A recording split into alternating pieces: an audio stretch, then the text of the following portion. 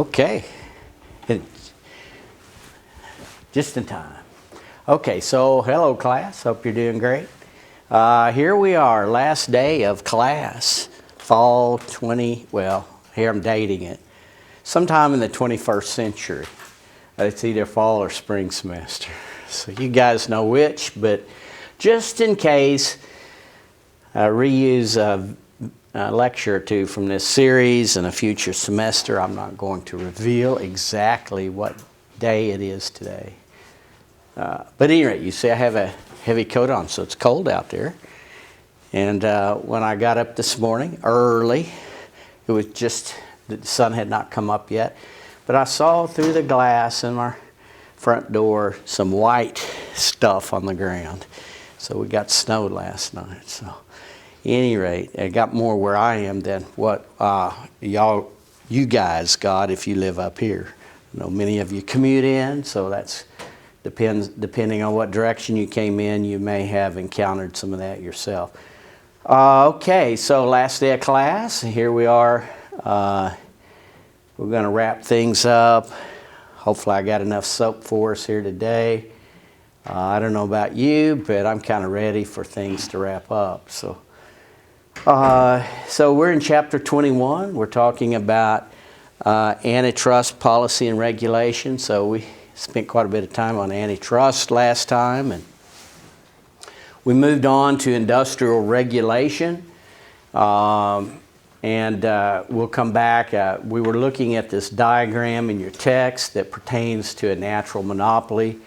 For alas, public utilities are generally natural monopolies. And the reason is they involve a huge investment of fixed capital. There's a lot of fixed cost associated with producing goods or services primarily from public utilities, by public utilities. So electricity, electricity comes to my house, most of that I think comes from the big coal burning plant just east of town on the river. Huge investment there, huge fixed cost. So when you have huge fixed costs like that, you're in probably a natural monopoly type of situation. Huge economies of scale exist within public utilities. And so they spread those fixed costs over increasingly large numbers of output or units of output as the market expands. So that one power plant, coal burning plant, east of my town anyway, services a large geographic region. So that is to say then, we can't exactly build a coal burning plant, electric plant just anywhere we want in every county perhaps we might want. So it's over there on the river. It's no secret what town I'm from, Muskogee. Okay, so if you go east of the river in Muskogee, you're in another school district. And I haven't kept up with this too much, but I'll say that the school district over there, it's a great school district. They get let's see, how shall I put it? The school district there gets a disproportionately large share of the tax revenue that's paid by the public utility that runs that power plant. Okay? There's a reason for that. If you think about other places here, and I won't mention the names, I guess. I can think of one other over by Stillwater, but if you think about school systems around public utility plants, electric generating plants primarily, school districts are usually got more money per student. They receive more money per student. Now some of that's changed in the last few years, okay? I'm just saying that, but I'm pointing out a principle here that has kind of been around for a while. We reward, if you will, the citizens who live near a power plant with a little extra or disproportionately large share of the revenue, the taxes on the revenue that are generated by these plants, because they're the ones that have to deal with the externalities, if you will. So there's a little bit of smoke that comes out of those stacks, a little bit of yellow sulfur dioxide. I don't know if that's sulfur dioxide. I think that's colorless, but it's a little bit of dust in the coal that's burned in that plant. You can see it on occasion and so forth. And so there's some negative externalities associated with living around those plants. So we offset that, generally speaking, with a little larger share from the state of Oklahoma and the, I guess you'd say, the appropriations that come from the state for school districts. And the rationale is that as the state of Oklahoma gathers those tax revenues from the public utilities like OG&E and so forth and redistributes that to the citizens of Oklahoma, we do a little bit more for the citizens that live near the power plants. Kind of offset the negative externalities. So that's enough of that, and I know some of that's changed. So, you know, I'm not speaking in specifics here. On occasion, I'll talk with an individual about that who's kind of policymaker or lawmaker at the state, and but I don't have any specifics. I'm just pointing out a rationale there, if you will, where microeconomics intersects with real life, and that's one of those areas. So natural monopolies, okay. Huge economies of scale. That's where we left it last time. If we'll go to the PowerPoint slides, Radar, we'll pick up with industrial regulation and natural monopolies, and then we'll come back to that diagram we were looking at last time. Okay, so industrial regulation, do we have that? I'm not sure why. I love the Taj Mahal, but that's what's on the front screen here, so that's what you guys are seeing. Do we have that? I'm only seeing me on the screen, which is okay. I see the Taj Mahal now. Isn't that beautiful? A friend of mine was there here just recently. He said it was great. Okay. Yikes. Well, something must not be. Okay, the Taj Mahal. It doesn't. It's prettier than the power plant east of my town. Let's see. Should have PowerPoint slides here, but I don't. Okay. How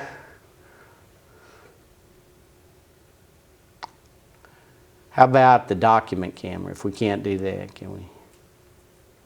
Okay, document. That's fine. Thank you. Sometimes the technology, it gets a little cold. So we were talking about industrial regulation last time. So you'll have to kind of look at my marked up book. But that's okay because we want to go back to that diagram we looked at last time. So when we're talking about industrial regulation, we're not talking necessarily about antitrust in the way of breaking up companies. We're not involved or interested in breaking up the electric company. It makes sense to have only one company deliver electricity to your house. For sure, the infrastructure itself, the delivery infrastructure is kind of a bottleneck. You know, it doesn't make sense to lay parallel gas lines to your house and electric cables and so forth, certainly. But I mean, you can have multiple suppliers for energy and so forth. Gosh, if you have one of these wind turbines, you can generate electricity and sell that electricity on the grid and so forth. There are others that have, companies that have natural gas burning electric plants. I know, again, there's another company in my hometown. There's Georgia Pacific, it's a paper mill. And I know they have, I believe it's I don't want to mistake, here, I'll cover myself for sure here. They have either a coal burning or a gas burning electric plant out there. It's one of the two, okay? So I think it's gas burning. But at any rate, they can, if they generate more electricity than they sell in that paper mill, they can sell it on the grid. So at any rate, we're not breaking up companies. We're interested in regulating public utilities. So when you're in public utilities, you have natural monopolies, and natural monopolies are characterized by economies of scale, which means the larger you are, the lower the average total cost. The average total cost or cost per unit of delivery for electricity or natural gas, that decreases with size. So that's why electric generating plants are huge. The bigger they are, the cheaper they can deliver electricity and so forth, because they can use technologies that involve lots of fixed cost, like big boilers and so forth, and huge stacks and so forth.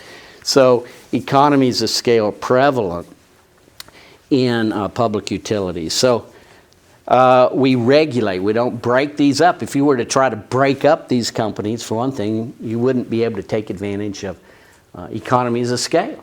And it's the economies of scale, hopefully, that create efficiencies that we try to pass on to the consumer. So electricity, water, gas, phone service to some extent are public utilities.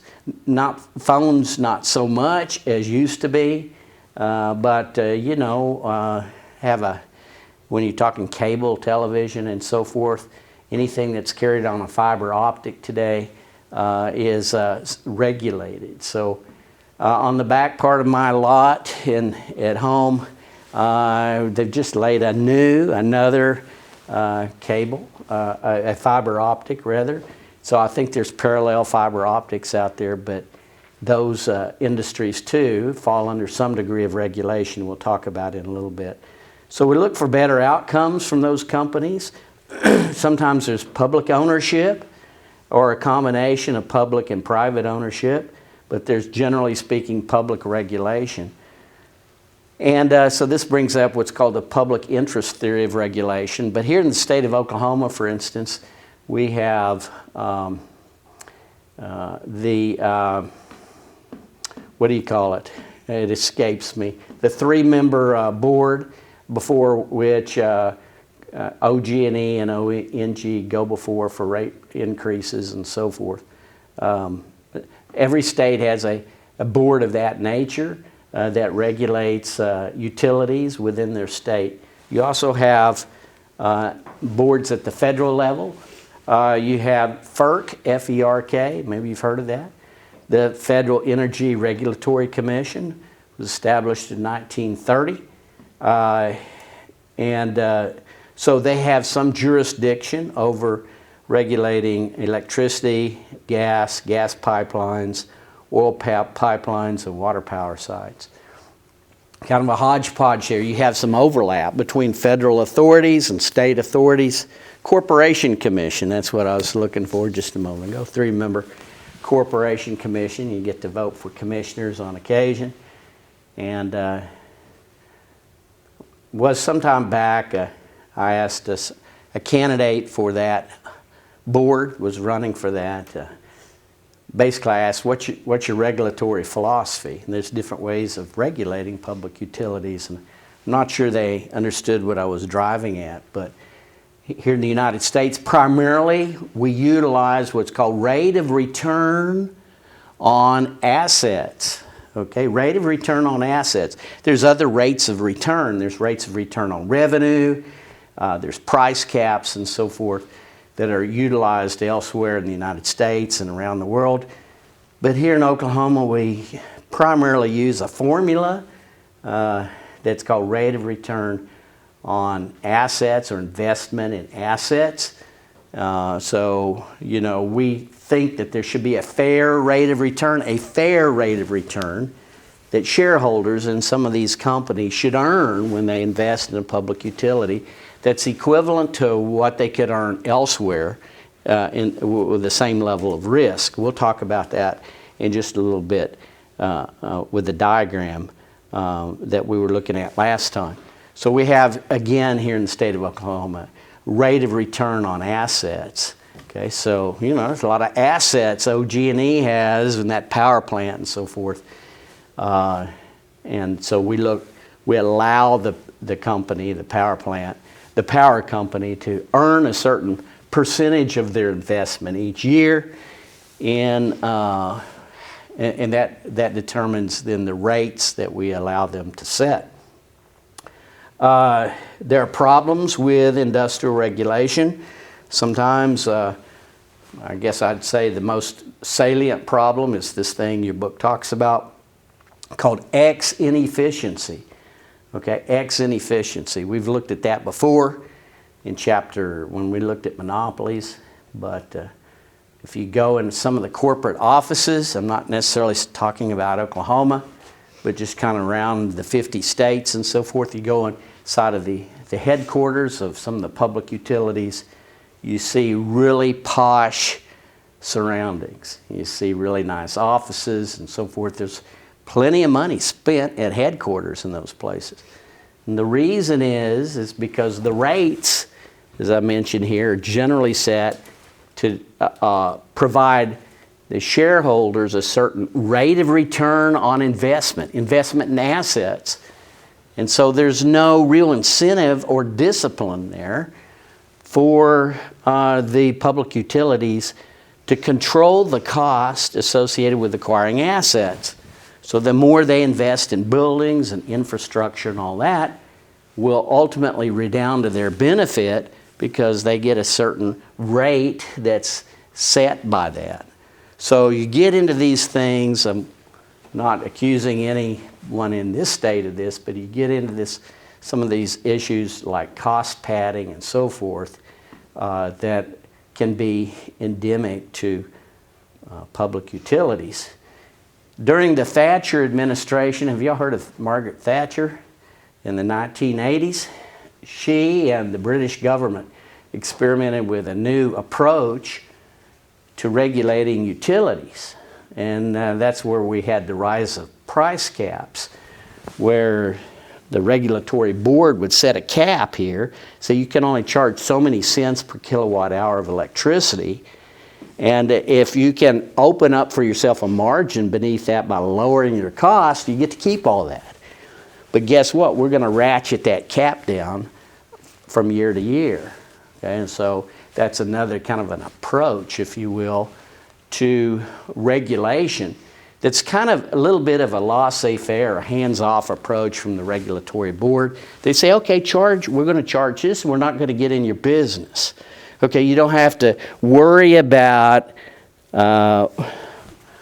reporting on your balance sheet levels of assets that will come back and hit you because, if you don't have enough infrastructure investment in equipment and so forth, you're not going to be rewarded with that by a rate increase. In other words, we're not going to worry about that. The regulatory board says we're not going to worry about those things. We're just going to set a certain price that you get to charge per kilowatt hour of electricity. And if you can save money beneath that, if you can deliver that electricity at a cheaper cost, well, more power to you. We're not going to grab that from you right away. So there's an incentive there. You see that? There's a built-in incentive for the regulated company to be thrifty and to not overinvest and not cost pad and not do some of these things, inflate their cost, because they get to keep those savings. And so price caps is a way of doing that. Okay, so those caps get ratcheted down from time to time. I think there in Great Britain they experimented initially with 5-year revisions of the price cap. So you got 5 years there, you get to charge so much per kilowatt hour of electricity. Yeah, let's save money in delivering that to the customer. If we do that, we create a profit for our shareholders. So that's another approach to regulation. It's been tried in the US and so forth, but the predominant method of regulating public utilities still in the United States is a rate of return approach. It's usually rate of return on investment in assets. Okay. All right, well, that's probably more than you ever cared to know about regulating public utilities. I do want to go back to this diagram we were looking at last time because it is relevant to regulating public utilities. Now this is There's a lot here in this diagram. We looked at this before. This is on page 241 of your text. We were talking about monopolies here, and this is what's called a natural monopoly, right? A couple things. We recognize it's a natural monopoly here because where we're operating is on the downward sloping portion of the average total cost curve. So you have economies of scale present here. I forget where we initially talked about, sorry about this, just a second, economies of scale. Does anyone remember? Let's see here. I'm not going to get my finger on it here. But at any rate, when you have a downward sloping average total cost curve, this is indicating that bigger is cheaper. That is to say that the larger the company is, the lower the per unit cost of delivery of this service. Hope that makes sense, okay? So we're operating on the downward sloping portion of the average total cost. Well, because this is downward sloping, the average marginal rule indicates then that the marginal cost is below the average total cost in the complete relevant range of operation. Whatever quantity of electricity, say, we're delivering to the market, it will always be the case that the marginal cost is less than the average total cost. Remember that marginal average rule? The marginal pulls the average in its direction. So, you know, if your average grade, here we're going into final exam, your average grade is 88 in this class. You want an A in this class. Guess what? You better make better than 88 on the final, right? Because you need that last test to pull your average up. If you make an 86, it'll pull your average down. It's that simple. The marginal pulls the average in its direction. Regardless of what the quantity is you're talking about. Here we're talking about cost. Okay, so delivering an additional unit of electricity within a period of time comes with increasing marginal cost always because we're in the short run. And we have this crowding out effect that we talked about that affects a firm always in the short run. Short run, you have a fixed factor of production. So marginal cost increases in the short run. But if the average is being pulled down, it would have to be the case, if the average total cost is being pulled down over the relevant range, it would have to be the case that the marginal cost is less than the average cost. Now that's important.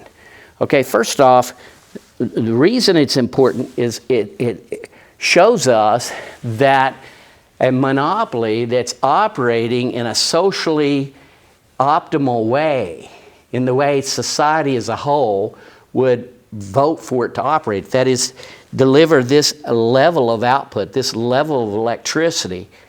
At that level of electricity, a natural monopoly cannot earn a profit. Okay, now why is that? Okay, well first off, society wants the firm to operate here, wants the firm to deliver a lot of electricity where the price that's determined by the demand curve is equal to the marginal cost, where price equals marginal cost. Now that's something we've looked at before. We've had this condition, price equaling marginal cost is the condition for allocative efficiency. Okay? If for the moment price were greater than marginal cost for the last unit delivered, that last kilowatt hour of electricity delivered, if the price of that to a consumer is greater than the cost that it took to deliver that 1 kilowatt hour to the consumer, okay, do you see that society would be better off if we, as a whole, if we delivered more electricity? If price is greater than marginal cost, that means someone is left wanting the service. They're willing to pay for it, but they can't get it. Okay, because price decreases, so this is a downward sloping demand curve, so price is decreasing, marginal cost is increasing over the relevant range of output here. So if this is the case, we should produce more so that the price is going to decrease and the marginal cost will increase. So you don't want to stop here anywhere. You want to go all the way out here to what's called Q sub R. Okay? And at this level of output in a month or a week, that many kilowatt hours of electricity, the price will equal the marginal cost. And you have what's called allocative efficiency, which is what I have right here. Okay, allocative efficiency. That is to say, we are allocating to the production of electricity the right amount of resources. That's why they call it allocative efficiency. Okay, so this is where society wants to be. We're allocating all of our resources to producing electricity in the right amount when price equals marginal cost. But the problem here is with a natural monopoly, this firm cannot earn a profit here. Because if the price is down here, where price equals marginal cost, notice it's below average total cost. And so total cost exceeds revenue here. Okay? So I mean, I guess the little picture here is I could draw this real quick. I hope you see the point. But we have a downward sloping demand curve. You have an upward sloping marginal cost curve. But the marginal cost curve here is beneath the average total cost, which I'm just going to draw in like this. This is average total cost. So I've just replicated that picture here. But if we price here at marginal cost, we're below average total cost. Okay? This is the average total cost per unit. This is the price per unit on the demand curve. So this would be revenue. I'll just put an R here, revenue. See that? That would be revenue. But guess what? This big rectangle here is total cost. Total cost exceeds revenue. So we have a negative profit because profit is revenue minus total cost. And if this is bigger than that, then profit is negative. So profit would be less than zero. That's not good, okay? So here's the problem. This is the problem with regulating public utilities. We would like to tell the public utility, hey, you got a price down here because that's where society is best off. Produce a lot of electricity. You'll sell a lot of electricity if you keep the rates low. But guess what? The public utility is going to come back and say, yeah, but the average cost per kilowatt hour exceeds the price you're letting us charge. So we're not going to make a profit. We're going to lose money. That's a losing proposition. You see, it is at this point here, which is this point F in this diagram here. At that price, raise the price a little bit, it's at that price the firm begins to earn a zero profit. Okay, it begins to earn a profit. And that's called a normal profit or zero economic profit. Remember, economic profits are smaller than accounting profits, all right? So a zero economic profit means you're doing just fine. It's like in Oklahoma. Oklahoma is okay. I never really personally liked that. I think Oklahoma's great. It's not just okay. But I'll live somewhere where it's okay. Okay, I don't want to live less than okay. I'd love to live better than okay. But that's the idea here. At this price, the firm begins to break even. And you got to allow the firm to break even. Okay? So, if you conduct what's called marginal cost pricing, and that we might think is ideal for regulating public utilities. So when OG&E comes before the Corporation Commission for a rate increase, we could ask, okay, what's your marginal cost of delivering electricity? How much did it cost for you to deliver that last kilowatt hour of electricity you delivered last month or last 6 months, whatever it was? Okay, it costs this amount. That's what you get to charge. But the problem here again is the company itself will earn negative profit. So OG&E comes back and says, hey, but it cost us so much to deliver electricity, and that cost exceeds marginal cost. That's the average total cost. So what regulators have to do, and this is the tricky business here, regulators have to figure out what is the average total cost of producing or delivering the electricity or the gas, whatever the good or service is to the customer. So there's where you get problem here. Okay, a challenge here is in calculating the average total cost curve. We know it's a downward sloping curve, okay, but what should go into that? Okay, what is a part of the average cost of delivering electricity to your house? Well, guess what? The corporate execs, the big shots, are going to include a lot of costs that we might say, hey, I don't know if I want to pay for that. As a ratepayer, we may say, I don't think I want to pay for that fancy corporate office I see you have in Oklahoma City or what have you. And for all of these business trips and all of these perks that are enjoyed by the execs in your company. So what you see is this is just kind of standard theory. It's been observed in public utilities that executives and all enjoy a lot of perks associated with their office. Okay, I'm not casting shade on anyone here. Actually, I know of someone who's exec with, I won't say which, public utility here in the state of Oklahoma.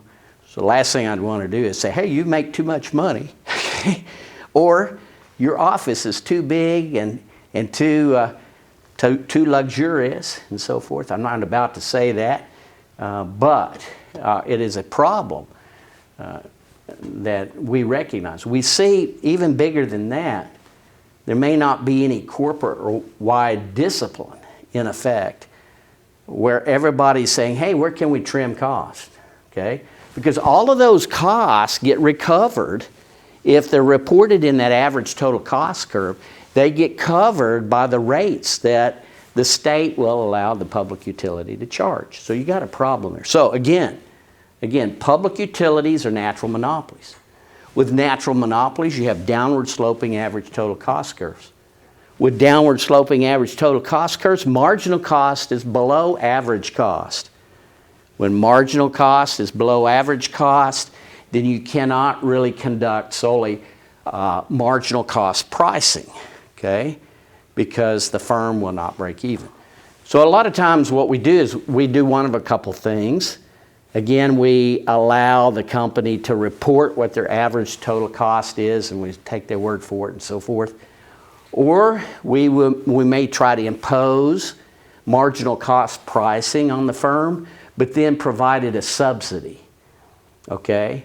At any rate, however we achieve it, whether it's on the front end or the back end, we have to allow the public utility to make a profit, or at least a zero profit. And so we somehow have to compensate the firm for what it reports in the way of average total cost.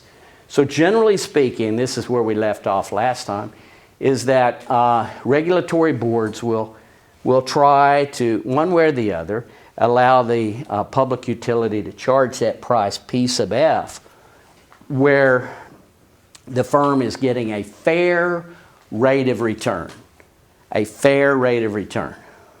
So as to say they got $1 billion invested in that plant out there, if owners of capital could earn 8% anywhere else with that same amount of risk, 8% seems to be a fair rate of return, then every year we would allow the company to earn 8% of that $1 billion.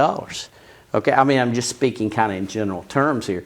That's how they would calculate a rate of return on asset investment. Okay, I hope that kind of makes sense. All right, so that's the problem with regulating public utilities. Kind of a challenge there. So your book talks about the dilemma of regulation on page 243.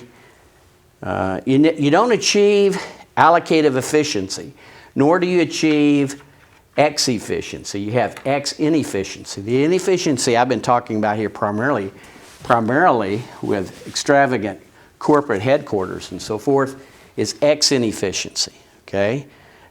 You might use the word waste a little bit there, okay? Frivolous spending and so forth. That's something we've looked at before under the realm of X inefficiency. But also, if we just go back there just for a moment, is that since price for a break-even monopolist will have to exceed marginal cost, if price is greater than marginal cost, you do not achieve allocative efficiency either. That is to say, society is not allocating the right amount of resources to the public utility. Now we might try to achieve that. We might try to incline the firm to produce a lot of electricity at a small price, but then the state has to step in and help the ratepayers out a little bit. Ratepayers aren't going to pay this price here for a kilowatt hour of electricity. They're going to pay the marginal cost price. And so when they do, the regulatory body somehow will then also forward back to the public utility a subsidy or something so that it can make up this difference. And when it makes up that difference, it begins to earn a profit. Okay, so it's a little tricky thing. I'll guarantee you, your average politician who aspires to sit on the Corporation Commission probably doesn't think about this much. Okay, now, so someday you want to go to a political function or something, talk to a candidate for the Corporation Commission, ask them about their regulatory philosophy. Say, okay, we have allocative inefficiencies when you can't price at marginal cost. Firms have to at least charge average total cost per unit of electricity or what have you. How do you think we should achieve that? Okay, and so if you try to engage your typical, I think personally, typical politician in that conversation, they may not know what the heck you're talking about. But you now, since you've had microeconomics principles, you will be an informed voter, okay? And you can kind of share that knowledge that you have now, not only with the candidate, but with others who may support the candidate. So at any rate, that's the value in doing a lot of this economics, both macro and micro, is it just makes you a better citizen. Personally, I think macroeconomics should be on everybody's undergraduate experience. Everybody should take a course in macro. Micro's good too, but just to be a good voter, you need to know some of the concepts we talk about in that class. Okay, so I think that pretty well does it here. I'm looking. Oh yeah, I would just say that I mentioned Margaret Thatcher just a moment ago.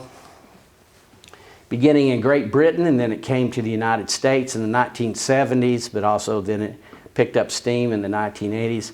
We had a lot of movement toward deregulating industries, okay? And so you had the airlines, you had trucking, you had railroads, you had telecom, electricity.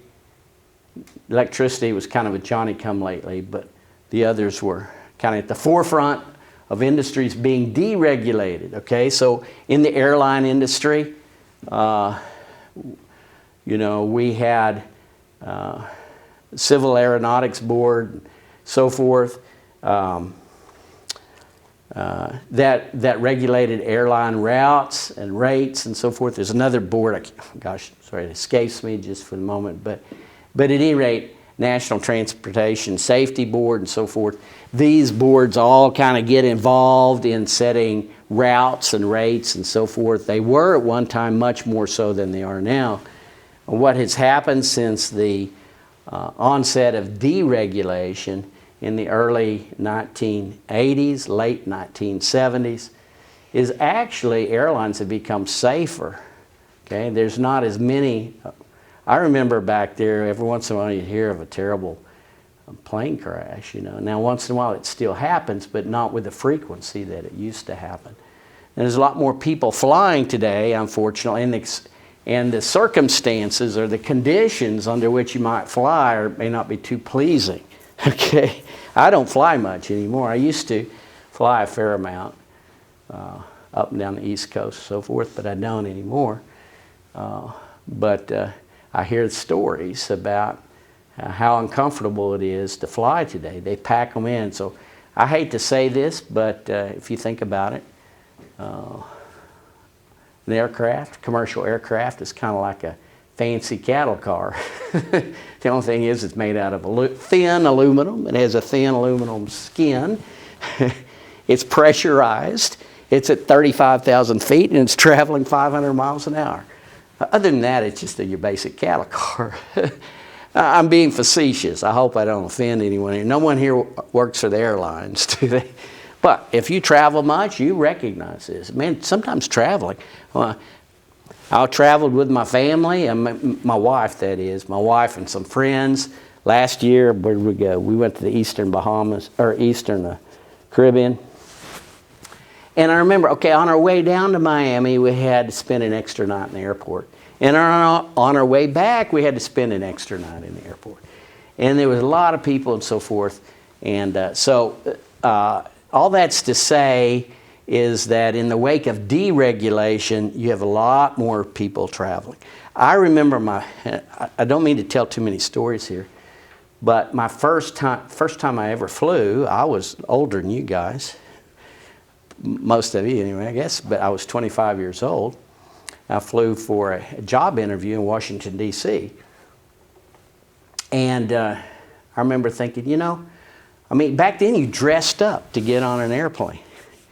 You actually dressed up, but I was thinking, I don't really want to wear those dress shoes all the time. I'll put those in a suitcase and I'll just wear some nice tennis shoes. Okay? Well, I remember being something of a curiosity on the flight because I was wearing tennis shoes. Can you believe that? That's when you had regulation back then, you didn't quite have Steinway pianos on every flight or what have you, but that used to be the joke a little bit. Everything was nice, and there were only, it cost a lot of money to fly, and so a lot of people didn't fly, but you had a lot of space and all that. In the wake of deregulation, sometimes we pack them in, we fly them. We pack them deep and fly them cheap, okay? But airlines have gotten safer. I will say the airlines have gotten safer. Trucking, been deregulated to some extent and so forth.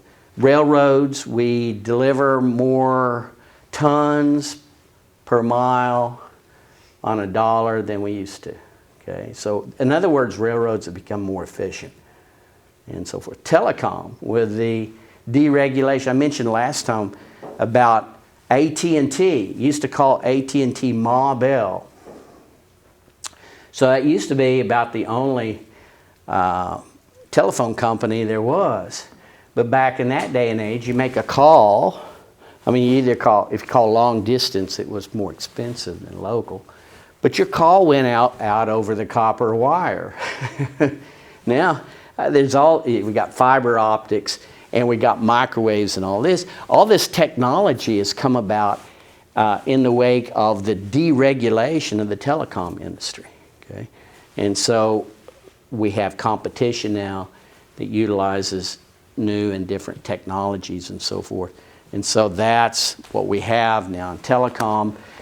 Deregulation's been good in that and these other industries for the consumer, for the most part. Unless you really want to go back to the old days of the way airlines operated, there was something to be said for that. But today it's easier to get a flight, it's cheaper to get a flight, and so forth. All right, so that's industrial regulation, and that's where we're going to draw it up here in this course in chapter 16. Chapter 21, as far as unit 3. Okay, what you need. There's a discussion on social regulation. I'll just say that, if you're an employer, you may not like to see OSHA come around once in a while, Occupational Safety and Health Administration, but alas, they do, I think, save lives on the workplace. The FDA, I'm glad for them, okay? Food and Drug Administration. I'm glad once in a while somebody comes through and looks at that beef carcass hanging in the meat processing plant and says, oh, it looks pretty good to me. At least they inspect one out of every 100 or what have you. I'm being a little facetious there, but I'm glad somebody monitors the quality of the food I eat and the drugs I take and so forth.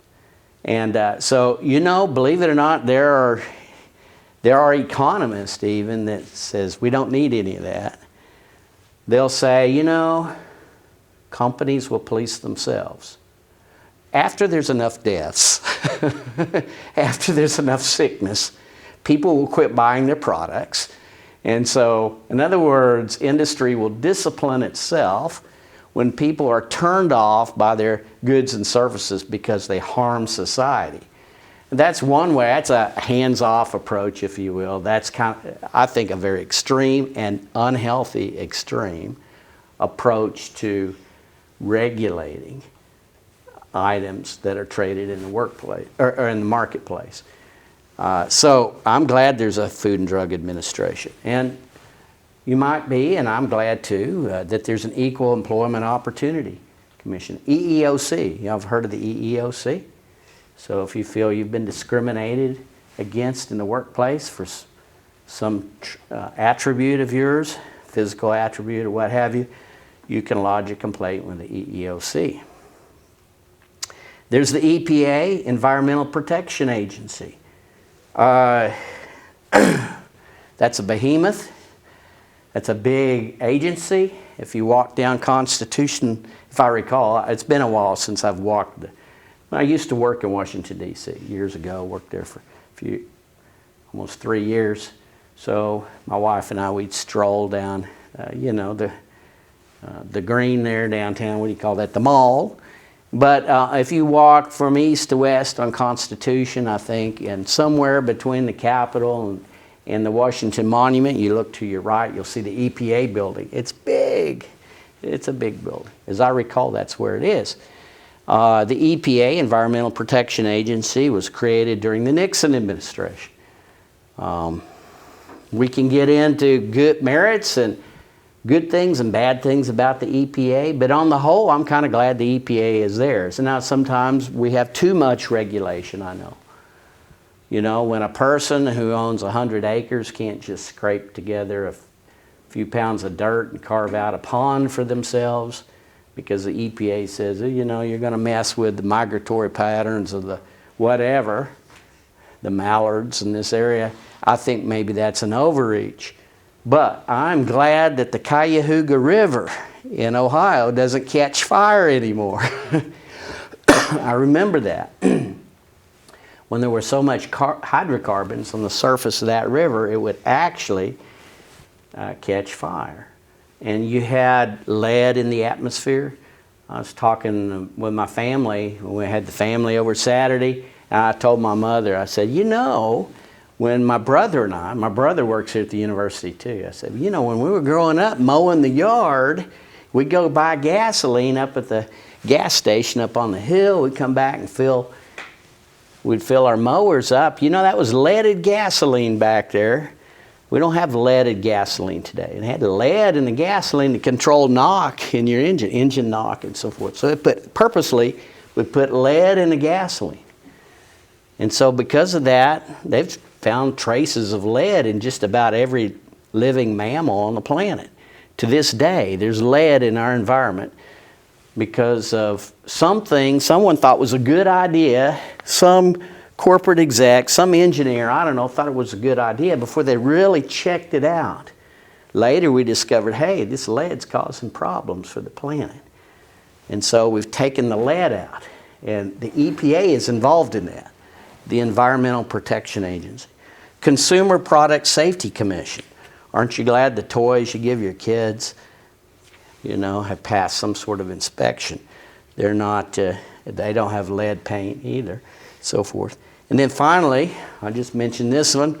This one came about because of, I won't get too political here, but Elizabeth Warren in Massachusetts was the big proponent of this that we have now today, the Consumer Financial Protection Bureau, the CFPB.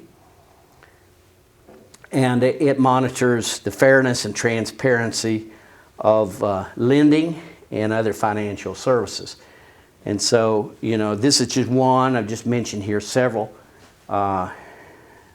Social regulatory bodies. I want you to be aware of these. I'm not going to have these on the test, but I do want you to know about the problem we talked about just a moment ago in industrial regulation, specifically with regulating monopolies. What's the issue there? Say monopolies, public utilities. Okay? Because what's in the best interest of society? Allowing a company to set its rates where the price equals marginal cost does not allow the public utility to earn a profit. Y'all got any questions? Okay, so this exam coming up, let me just say, so that ends the course, okay? Hooray, yay.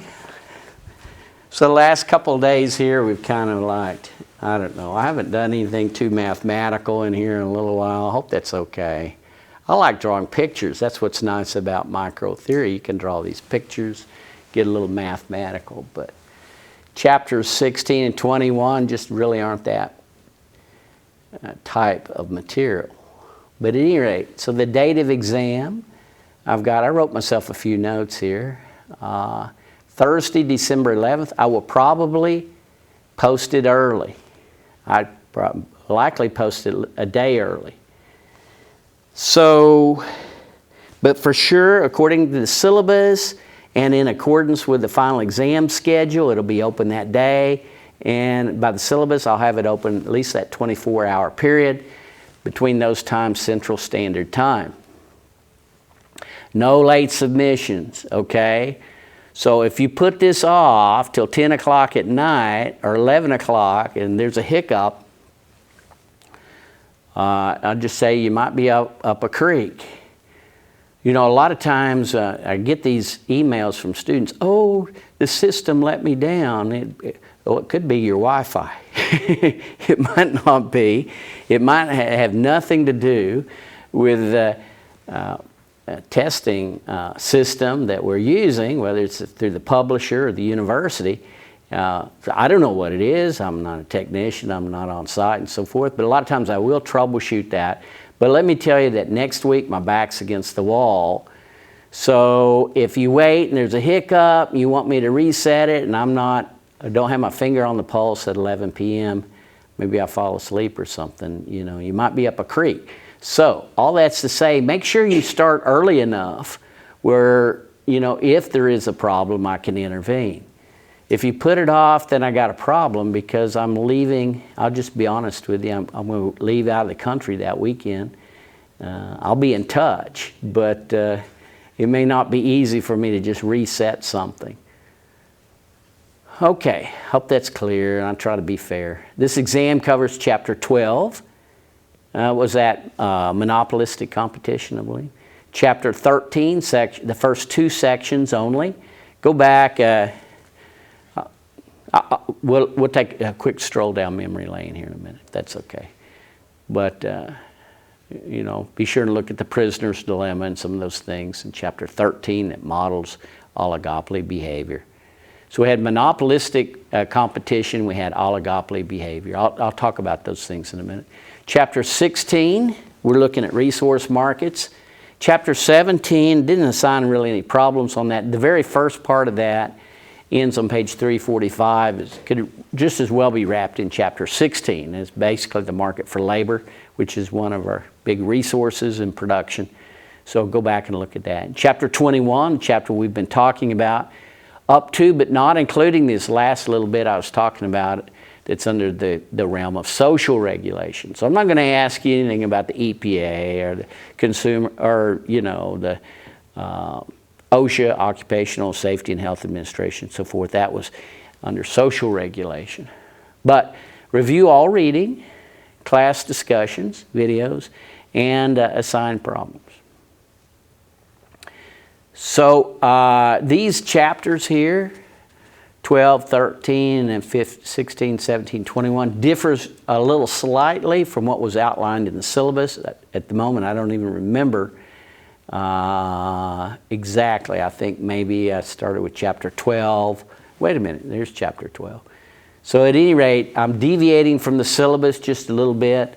Disregard the syllabus on coverage. I mean, it's very close. It's like 90% the same, but we did deviate from it just a little bit. But again, these chapters here, the material, the homework, and everything that you've been assigned, one important thing, read the book over these. You don't have to read past 13.2, say, and so forth. But if you watch the videos too, you'll get a sense of what Dr. J thinks is important in the reading. I go back and I look at the viewership on those videos and so forth. Okay, so I'd like to see more viewership, but at any rate, I post the videos for all my sections. I'm saying this not necessarily for you guys' benefit, those of you who are sitting in front of me, but for everyone in the class. There's over 60 people in this class. For the benefit of those I never see primarily. You know, I have been posting links to all the videos on Blackboard. So I'll try to do what I can to bridge the gap, go back and watch those videos. And the assigned problems. If there's a problem you can't work out of the homework, email me. I can send you a solution to the problem as it appears in the text. Okay? Now, you usually will assign the same problem, but with, you know, for that problem, but I'll change the parameter values a little bit. But I'll help you to the extent that I can if you get stuck on one of the homework problems. It'll be online proctored, so as the previous exam, I think we'll do the same here. I'll use the McGraw-Hill proctoring system. You are allowed 2 sheets of note paper, both sides. Okay? So whatever you want to write, whatever you want to use, you can do that. Okay? So I hope that's all clear there. And so, any questions? Okay, so let me just make sure. Okay, I guess in the few minutes we got, and this is the last day, so if you'll indulge me here, I don't mean to keep you longer than we need to, but alas, we are in this TV environment, so I guess I have what's called a hard break coming up. I learned that from watching television. Say, oh, it sounds cool. I have a hard break. That means I have to get somewhere else, or what have you. All right, but at any rate, this class is supposed to go to the end of the hour, which is 2:15. So here's chapter 12. Monopolistic competition. I would say, okay, I've already kind of been working on the test, so you know, I'm going to give you guys what's fresh on my mind here. Characteristics of each of these market structures. Now, in the Unit 2 exam, you had monopoly and perfect competition. You had the first 2 market structures. So here we look at monopolistic competition and oligopoly, the last 2 market structures. And let me say that, I mean, this should be easy for you because if you got 2 sheets of paper, but I will ask you about the characteristics of each of the market structures. Okay? So you might have a multiple choice question like this. In fact, this kind of rings a bell. Monopolistic competition is characterized by A, no sellers, B, 1 seller, 2, C, a few sellers, D, many sellers. So you got A, B, C, and D. You see what I'm saying? So, of course, here it's as big as Dallas, large number of sellers. So I feel like that's something I put on the test. It might be, even that might be asking for a bit much because we have several characteristics for 2 different market structures. If I were expecting you to do this by total mental recall, but again, you can put this on your sheets of paper. So I'd advise that, okay, you summarize these chapters on the 2 sheets of paper. It's basically like 4 chapters or something. You got 2 pages, and on each side you can summarize a chapter. So on the first one, for monopolistic competition, hey, there's a large number of sellers, right? And some other things we talked about in class. There's small market shares because you have a lot of sellers. You have small market shares. There's no collusion, independent action. So these are things, again, you want to summarize. And there's a benefit in doing that, okay? So if I just made it an open book test, you wouldn't learn as much. But I think I mentioned last time that the activity of summarizing this material on paper that you can use on the exam will force you to use that nerve, that optic nerve, that eventuates in your hand. So you see something, goes through your brain, and use that to write your note sheets. And I know I'm boring everybody here, so y'all just bear with me for a few minutes, and then I'll be happy, and we'll all go on Christmas break. So at any rate, if you'll just go through and summarize these things, you'll be good. So you got monopolistic competition, and you got oligopoly here, and so forth. Any questions? Class dismissed. Merry Christmas.